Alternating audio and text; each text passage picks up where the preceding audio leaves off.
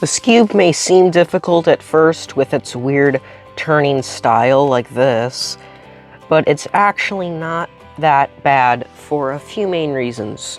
One, because all of the steps that you need to go through, most of them are quite short. And the second reason is because you only need to learn one algorithm.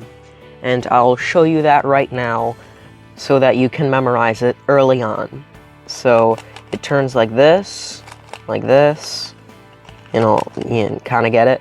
So you hold it with any face facing towards you, and you do this. You bring the right side down, and then you bring the left side down, and then you bring the right side up, and then you bring the left side up. This is a sledgehammer algorithm, and I want you to practice it a few times, and maybe also you can get used to the turning. But also, if you do it 6 times, then it will return to its original state, which in our case is its solved state. So I just want you to practice that algorithm a few times, maybe do it like 12 times to get it into your muscle memory. Just take as long as you need to, and then you can scramble it, maybe get a better feel for how it turns. So let's scramble it up. Alright, now that it's scrambled up and you've hopefully learned the algorithm, or at least have it into your muscle memory, now we can move on to the first step, which is going to be to solve this white layer.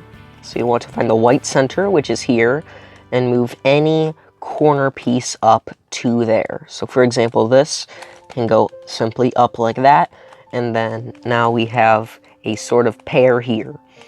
And now things get a little bit more tricky, because let's see, we can move this one up, but now what do we do with these two? Well, what we can do is we can move this one to the side here, and then move it back up, and now these 3 are all paired. But for the last one, how do we get this up here without it oriented correctly? So what we do is we make the corner to where when we hold it up and the layers on top, it is kind of hidden here, and then we turn it to where it's facing towards us on the bottom layer here, and then we turn the corner like this, bring it back up to the top layer, and then bring this one back up. And that is how you orient one corner while preserving the other 3. Now, I'll just quickly give you another case. Alright, so here's the white center. We can move this up, and this needs to go here because it has green, and green is on this side. However, it needs to orient correctly, so we hide it to where this is facing on top, and then we hide the corner in its correct spot. We hide the white part, and then we bring it down, and then we twist the corner, bring this back up, and this time there's nothing to preserve, and then we bring this up to where this is paired, and then we bring it up to where that's paired. Again, just play around a bit and see what you can find. Okay, so step number 2 is to get these corners all oriented correctly. So here we have 2 that are correct, but these 2 also need to be on top. Now, this is one of 2 cases. You will have to recognize which one, but this one, just know that this is the case where 2 are facing up. And what you do is you hold one of the wrong pieces on the top left here, and if it's facing towards you, then try the other one, and if the yellow is facing the left, then you know it's the good one.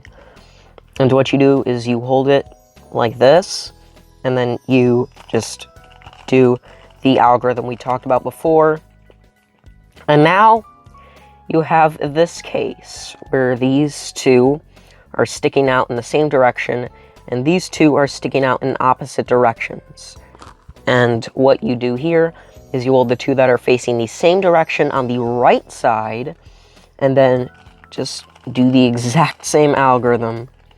And now all of the corners should be sticking up, assuming you did it correctly. Now the next step is to get this white center up here.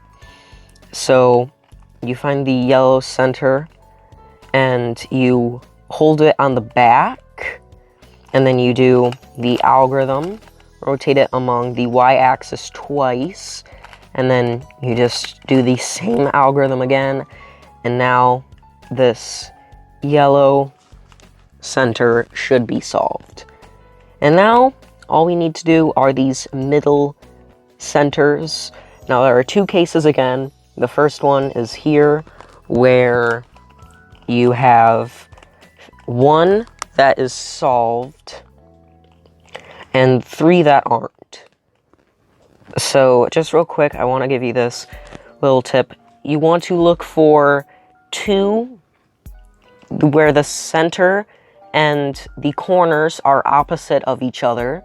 And how you can tell is by green and blue are opposites, red and orange are opposites, and white and yellow are opposites, or at least on my cube. If your color scheme is different, then just try to find that color scheme and look for the two opposite colors. So in my case, green and blue, so you hold the two opposites on the front, and then you have the others go like this. And then you do this algorithm. You just do the same thing. Do the algorithm, rotate it among the y-axis twice, and then do the algorithm again. And now it should be completely solved. Now, this is the other case you can have where none of these middle layer centers are correct. It's less common, but it still can happen. So I just want to give you this little tip where you just hold it from anywhere and do algorithm, rotate it among the y-axis twice, and then do the algorithm again. And now you have the other case. So these two are opposites, white and yellow. Like I said, they're opposites. And now you just do the algorithm, rotate it twice among the y-axis, and then do the algorithm again. So that is how you solve the Skewb. Pretty easy puzzle in my opinion, especially since you only need to learn one algorithm. I hope you guys enjoyed.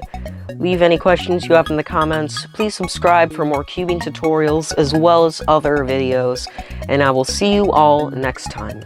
Bye-bye!